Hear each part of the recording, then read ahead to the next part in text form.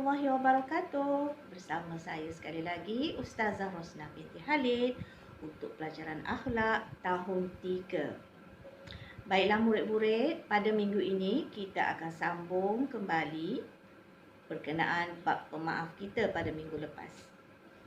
Okey, di akhir pembelajaran untuk kali ini, pertamanya murid-murid dapat menyatakan fadilat pemaaf. Yang kedua, menyenaraikan akibat tidak pemaaf. Dan yang ketiga, kita akan menceritakan kisah Nabi Muhammad sallallahu alaihi wasallam yang seorang pemaaf. Kita mulakan dengan fadilat pemaaf. Yang pertama, murid-murid, sifat pemaaf atau fadilat pemaaf ini tadi pertamanya dapat diredai oleh Allah Subhanahu Wa Taala dan Rasulullah Sallallahu Alaihi Wasallam. Ini adalah keutamaan kita di dalam menjalankan aktiviti seharian kita. Seharusnya kita hendaklah mendapatkan keredaan dan kecintaan Allah dan Rasul junjungan kita. Yang kedua, yang keduanya kita dapat disukai oleh ibu bapa, guru-guru dan juga rakan taulan kita. Untuk mendapatkan keharmonian kehidupan, seseorang itu perlulah dapat menawan hati orang di sekitarnya, terutama ibu dan ayahnya, guru yang mengajarnya dan juga rakan-rakan yang berada di sekelilingnya. Fadilat yang ketiga dapat mengeratkan silaturahim. Ini haruslah ada pada diri seorang Muslim untuk menjaga keakraban dan silaturahim sesama insan. Yang keempat, jiwa akan menjadi tenang. Jika kita ada sifat seorang hamba yang pemaaf, jiwa kita akan berasa aman, damai dan tenteram. Kerana apa? Kerana kita tak perlu lagi bersangka-sangka buruk dengan orang lain dan kita tak perlu lagi memikirkan dan mengusutkan fikiran kita dengan perkara-perkara yang negatif. Dan yang kelima, yang terakhir, dapat menghindarkan pergaduhan. Sebab dalam kehidupan sudah tentulah banyak betul elemen-elemen yang negatif yang kita akan merosakkan diri kita, jiwa kita, keharmonian hidup kita dan seterusnya masyarakat hendaknya. Sebab itulah kita kena menjadi seorang yang pemaaf supaya dapat menghindarkan dan mengelakkan dari mendapat musuh-musuh yang menyebabkan sesuatu pergaduhan. Akibat tidak bersifat pemaaf. Apa implikasinya jika kita tidak bersifat sebagai seorang yang pemaaf? Yang pertamanya, dimurkai oleh Allah Subhanahu Wa Taala dan Rasulullah Sallallahu Alaihi Wasallam. Perkara-perkara yang negatif, yang buruk, contohnya tadi, tidak suka memaafkan orang lain, ini akan mendapat kesan yang tidak baik, hubungan yang tidak baik antara kita dan Allah. Allah benci, Allah murka kepada orang-orang yang sombong dan tidak mahu memaafkan orang lain. Yang keduanya, tidak disukai ibu bapa, guru dan rakan. Sudah pastilah sifat tercela ini tadi, sifat ego kita tadi yang tidak suka memaafkan orang lain, membuatkan orang-orang yang berada di sekitar kita, yang akrab dengan kita, contohnya ibu bapa kita, tidak senang dengan tindak tanduk kita. Begitu juga dengan guru-guru kita, tidak suka dengan attitude yang kita bawa. Dan juga rakan taulan kita sudah pastilah akan menjauhkan diri daripada kita. Yang ketiga, hidup sentiasa dalam kegelisahan. Kita tidak bersangka baik. Kita sentiasa akan tercacari kesalahan dan kesilapan orang lain. Sudah pastilah membuatkan hidup kita tidak aman, tidak tenteram dan sentiasa dalam keadaan gelisah. Ini seharusnya dielakkan supaya kita menjadi murid-murid atau anak-anak yang membesar dengan bagus, dengan elok. Okey. Yang keempat, jiwa akan menjadi tidak tenteram. Ini adalah implikasi yang teruk jika kita ni mempunyai hati yang hitam di dalam hati kita, tidak mudah memaafkan, sentiasa marah-marah.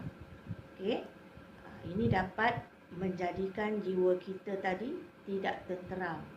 Ini dapat mempengaruhi kehidupan kita supaya tidak normal, tidak seperti orang lain yang happy, yang sentiasa ceria, yang sentiasa orang mengejar cita-cita. Ini tidak akan terjadi kepada sesiapa sahaja yang mempunyai jiwa yang gelap dan gelisah. Okey. Dan yang terakhir, boleh menimbulkan pergaduhan. Ini yang kita nak elakkan supaya mengelakkan berlakunya pergaduhan antara satu sama lain. Benda yang kecil, kalau kita berbesar-besarkan, kalau kita sentiasa tidak senang mencari-cari salah, akan menyebabkan pergaduhan dan meruntuhkan institusi moral dengan masyarakat. Tu Ustazah berharap murid-murid semua dapat mengenal pasti apa yang ada pada diri kita. Adakah sifat-sifat mahmudah ataupun kita selama ini menjalani kehidupan kita dengan sifat-sifat mazmumah. Okey? Baiklah murid-murid, Ustazah akan ceritakan kisah tauladan yang berkisar kepada Nabi kita, Nabi Muhammad sallallahu alaihi wasallam yang seorang pemaaf. Nabi pernah keluar berdakwah ke Taif bersama dengan sahabatnya, pengikutnya. Pada suatu hari, mereka telah diberi layanan yang buruk dan amat kejam. Penduduk Taif telah melontar batu kepada Rasulullah SAW dan pengikutnya. Akibat lontaran batu tersebut, Rasulullah SAW telah mendapat luka dan berdarah. Setelah apa yang berlaku ke atas dirinya dengan sifat kejam. Padahal sebenarnya murid-murid, baginda Rasulullah SAW boleh sahaja memohon kepada Allah ketika itu supaya terus menghukum orang-orang yang menzalimi baginda.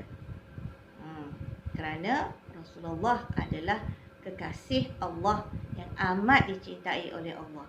Sebab itulah Rasulullah mudah saja mengangkat tangan, memohon kepada Allah supaya memberi hukuman kepada orang yang telah menganiaya dan menzalimi baginda. Apa yang menjadi daya tarikan kita di sini, menjadi suri tauladan kepada kita untuk memandu kita supaya menjadi hamba Allah yang pemaaf, ialah di sebaliknya apa yang Rasulullah lakukan.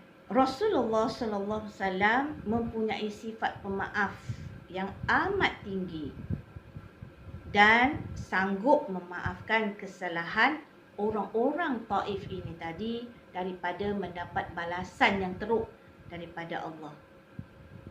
Baginda tidak memohon, senang-senang saja memohon kepada Allah supaya dihantarkan azab.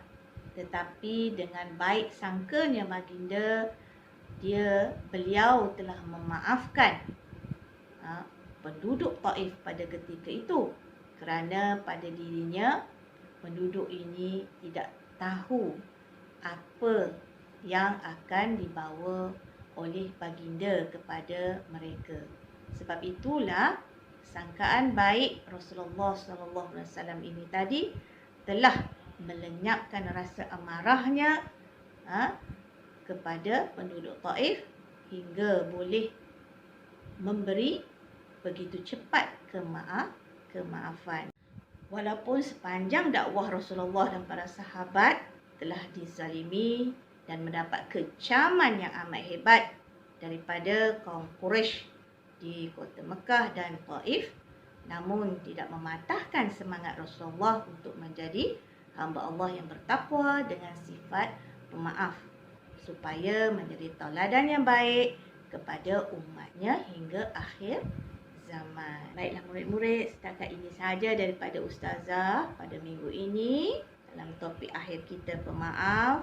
Mudah-mudahan Ustazah doakan ia menjadi manfaat, ilmu yang bermanfaat kepada semua untuk bersama-sama kita menjadi hamba Allah yang berilmu, beriman dan bertakwa. InsyaAllah berjumpa lagi di masa akan datang. Assalamualaikum.